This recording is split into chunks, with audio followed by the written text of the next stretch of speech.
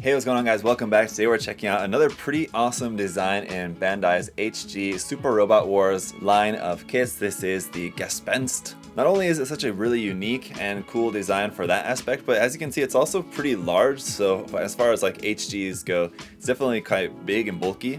Let's go ahead and get into it. Check it out in today's review.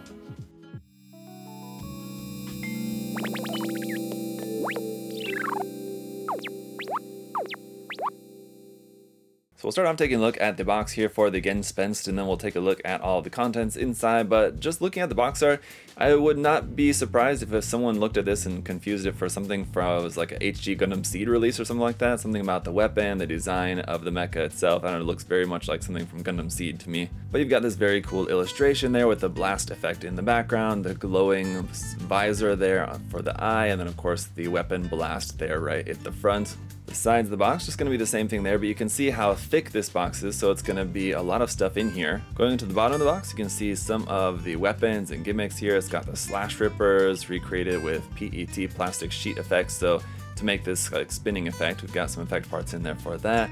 There's basically a recreation of the box art almost, just with the rifle there. You got the split missiles and slash rippers can be attached or removed from the stabilizers there on the backpack, I guess. Some of the other weapons and articulation gimmicks displayed over here. And then on the top of the box, we got to look at what just the kit is going to look like there, front and back all painted up. Looking very cool in this very dark color scheme, of course. We've got some information over here in Japanese and in English if you want to check that out. A little bit there about the pilot there as well. It's also in English, which is nice. Let's go ahead and get this opened up. Like I said, there's a good amount of stuff in here, so it should be a pretty sizable kit. We do once again have an action base included, which is nice. We had that with the last Super Robot Wars HG kit as well. So here's the manual, and we just got the same box art here on the front. We've got the full vertical version of that. On the back side, once again, some information in Japanese and in English there about the split missiles, about the neutron beam there, about the pilot, some other details about the mecha and its design, plasma cutter, slash ripper, color guide down there at the bottom in Japanese and in English as well. On the inside here, right there, is our parts list. Got a couple of pages in color, which is basically the end of the manual. Most of it's just going to be construction here in black and white as normal. Let's go ahead and take a look at the runners. Starting off with our foil sticker sheet, it is a single sticker there, which seems to be for the camera for the rifle, and that is it. Here's our effect parts, which are these just clear plastic with some white printed on there for the spinning effects. Those look pretty cool. Our clear pink beam saber effect parts are actually the 1/100 scale ones, which came with the Wing Gundam kits and like the Tall Geese and other Wing series kits and probably others, I know, but these are 1/100 scale, pretty large beam saber effect parts. We got our action base here where the base is in black, the arm is in plain clear. Our A runner here is in 3 colors. We got some yellow up there at the top, a nice clear red for the visor piece right there, and all the black parts are in a very nice kind of satiny finish black. It does look quite nice. Whereas B1 and B2 are some more of our black pieces here for the kit. Whereas C1 and C2 are in a injected silver, which I know some people like, some people don't like, but it does look pretty good. And we've got some more of that here for runners D1 and D2 as well for all of our inner frame and hand parts and stuff like that. Runners E1 and E2 are also in black, but this is in a kind of normal finish. So if we take a look at a comparison between the two, hopefully you guys can see a little bit of the difference between just kind of your normal, how the normal PS plastic looks, and then this little bit more satiny finish there on the armor pieces, so you got kind of a two-tone finish effect there. Lastly, runner F, we've got 2 of these in this dark red color, and that's gonna be it. Alright guys, so here's the kit all put together, and it's a really impressive kit. I think as you guys will see, there's a lot of really interesting stuff going on here just with the way this kit is constructed. It's very similar to the Altaisen in that it's an HG and it totally feels like an HG, but there is a lot to it that does feel a little bit different, a little bit unique from building your standard HG Gundam style kit. Not to mention the really great color separation that you have going on with this as well. It looks fantastic as you can see just straight out the box. Let's go ahead and take a closer look. Let's first just talk about its accessories. As number 1, we have an action base, which is always welcome. Thank you, Bandai. Not only that, we also have a smaller one in here. Unfortunately, only one of these smaller effect part arms, and this is to either hold the slash rippers, which are located under here on the backpack, or the split missiles, which are located here on top of the backpack. We'll talk more about that in just a second. We've got the neutron beam, which is its massive beam rifle. This is the only sticker we have for the kit, that green one right there for the camera. Otherwise, this is just all in black. So a little bit boring color-wise, I guess maybe, but but it's got a lot of detail, as you can see on there. It's a really cool looking weapon. I gotta say, it looks very nice and a pretty good size, of course. We've got our beam effect parts here for the plasma cutters, not beam sabers, plasma cutters, which are located here on the forearm. There's 3 handles. Obviously, you only have 2 hands, so you can only ever use 2 at a time, so 2 beam effect parts for that. And for the hands, we've got swappable fingers. We've got closed fist there, an option for a trigger finger hand for the right side, open hand for the right side as well, not for the left. The only option we have for the left is just for holding one of the plasma cutters. And then we've got 2 holding hands here for the right side as well, one for the plasma cutter handle, the other one I'm not exactly sure what that's for.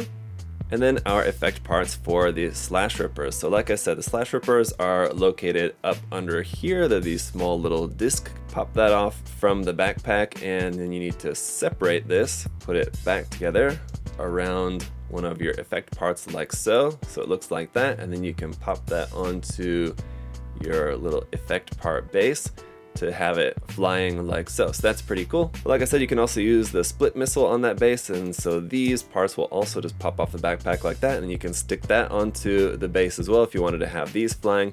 There's supposed to be missiles inside there, right? But it just kind of, as it is, doesn't really necessarily look like all that much of anything, I guess. Probably just gonna keep those there up on the backpack. But that's it for its accessories, so let's talk about just the kit itself. So yeah, no stickers on here. All that color separation, all those little bits of red and yellow and everything you see on there is all separate parts, which is awesome, especially here on the forearm. I would have thought that's like one piece that goes inside there that has all the red parts poking out, but each of those is a small individual red piece there on the forearm, so be careful you don't lose any of those. The head's upward mobility is going to be pretty limited by this long, I guess, cowl it's called, out the back of the head, so you're not going to be able to move the head up all that much, but that orange part up in there for the visor does look pretty cool. You can point the head down to about there.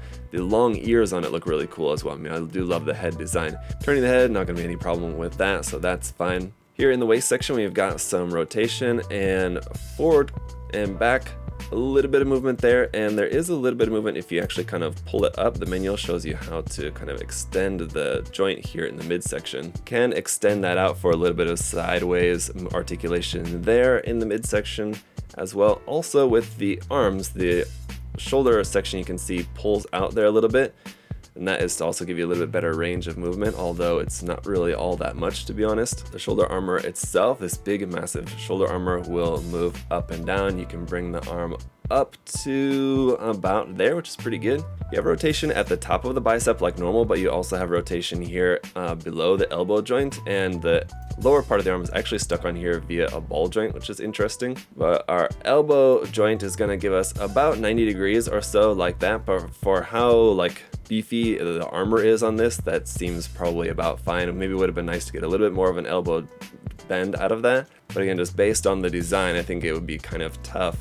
Then going down here to the hand, the thumb is on a ball joint, the wrist is on a ball joint there as well. Going back around to the backpack, you can rotate these sections here with the wings and the split missiles there on the back.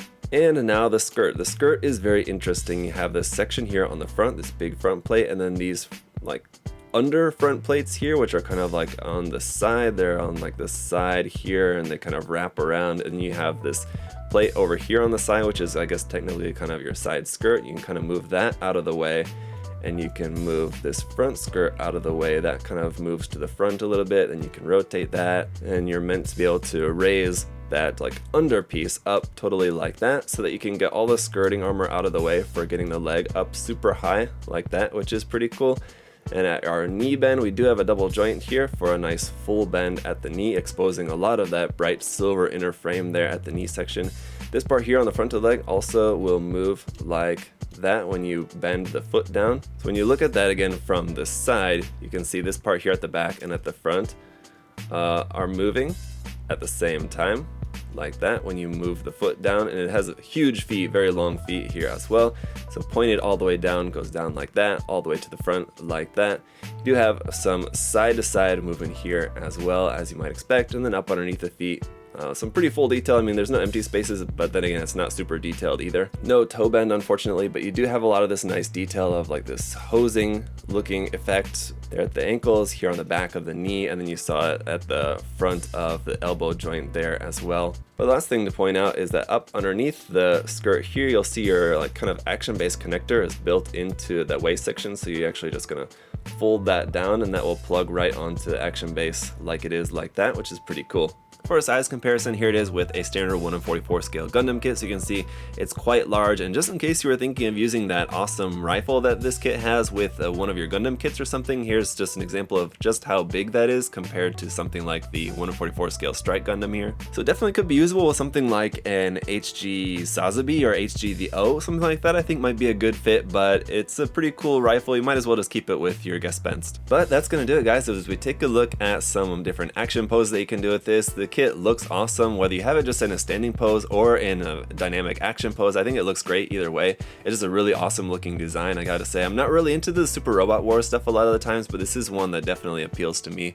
Let me know your guys' thoughts about the design down below. Is it one that you guys find appealing as well? I think it's definitely one of the more kind of Gundam-esque designs. Doesn't necessarily look like a typical Gundam, but it looks like something that you would expect to see from a Gundam series, from Gundam Seed or something like that probably. So it's an awesome design that's got some very cool weapons and gimmicks in there as well. Fantastic color separation, really nice dynamic posability, even though, like I said, it's a pretty big bulky design. It does pose really nicely. I do also really like that matte finish on the black is really nice. It makes it not look like just a shiny black toy, but that matte finish looks really great on this kit.